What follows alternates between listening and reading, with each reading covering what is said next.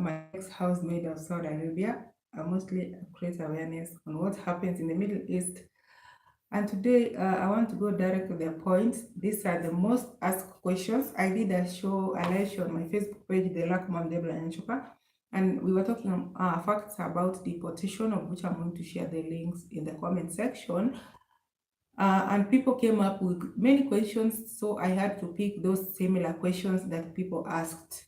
I came up with 7 questions that more than 20 people asked in the comment section in that live. So number one question is going to be, how long do you stay at the deportation center before traveling back home? That is our question number one.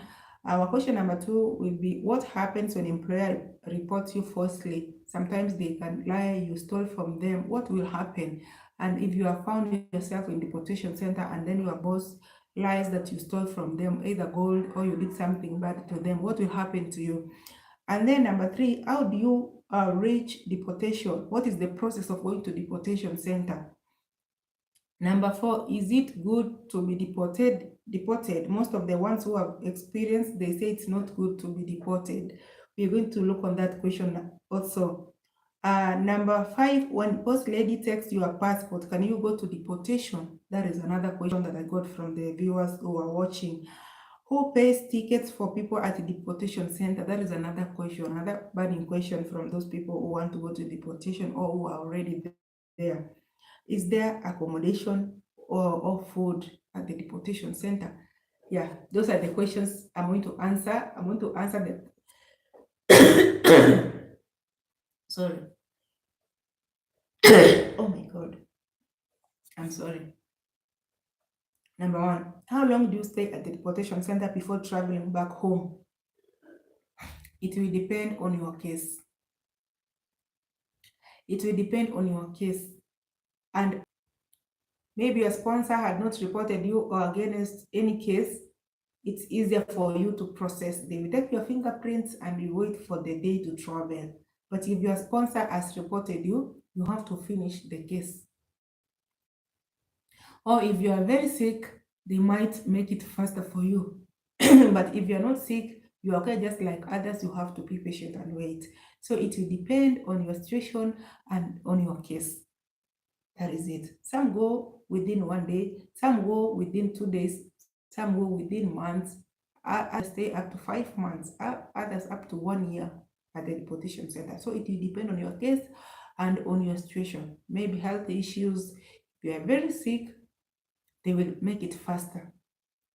But if you kama umechizi kidogo, if your mind is not, if you have not sound mind, you will have to stay until you recover properly, so that you not cause an accident. Maybe you just disrupt passengers in the plane. So they will allow you, you recover properly, and then you can travel. What happens when employer reports you falsely? Employers do lie. That is why I tell people, when you go to deportation, make sure you pass through embassy. When you are, if you're Kenyan, go through Kenyan embassy. Depending on your country, you can go to the embassy of your country. They'll give you a lawyer who will stand with you till you go back home. So if it happens that your employer is lying about something you didn't do, you will be given a lawyer that will represent you until you go back home to your country. How do you reach deportation? What is the process of going to deportation? Deportation, when you want to go to deportation, you can take yourself to the police station. You can go to the road, take a taxi that will take you to deportation. So long as you have a location, it will take you there. Or your boss can take you there. But if you are alone and you want to reach deportation, if you are maybe a Kemboi outside, you can go to embassy and you will be directed to deportation. So it will depend. It is you who will decide. You take yourself to the police, or you go to the embassy and you will be taken there. You need to know the location of your embassy first. If you know the location of deportation, you will only take a taxi and go. So there is no specific procedure that will make you reach deportation. It's you to look for a way. Number 4, is it good to be deported? Most of the ones who have experienced, they say it's not good to be deported. I just want to tell people that it's not good to be deported. deportation center is not a walking at the park. So if you know it's not to be deported, you have to stick to your contract.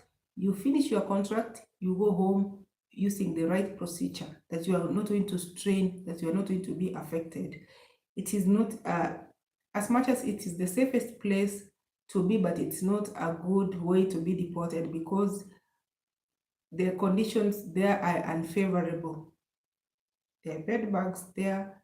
Food is you can eat one type of food all through. It is not, congestion is there. So nobody is going to care about you. If you are very sick, you need to strain and wait. So it's not easy the way others have said. Those who have experienced, they know what I'm saying. It's not easy, but that is the only safe place you can go when you're in trouble. Who pays tickets for people at the deportation? Once you reach at the deportation center, it will depend.